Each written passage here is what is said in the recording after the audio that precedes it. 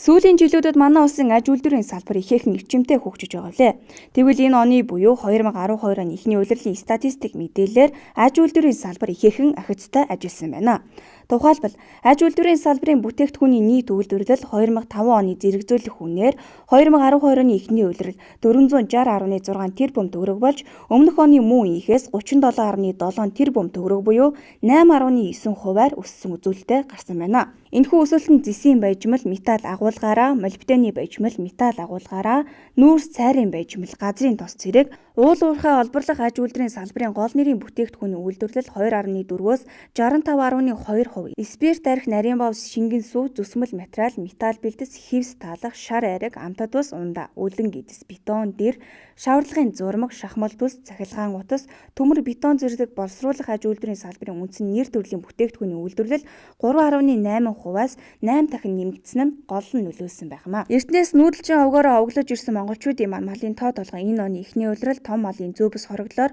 улсын хэмжээнд 123 мянган тоо толгойд хүрч, өмнөх оны мөн үеийнхээс 134.9 мянган тоо толгой буюу 52.3%-аар буурсан үзүүлэлттэй гарсан байна. Том малын зүү бүс хороглолыг төлөөр авч үзвэл адуу 5.9 мянга, өхөр 11.8 мянга, тэмээ 0.2 мянга,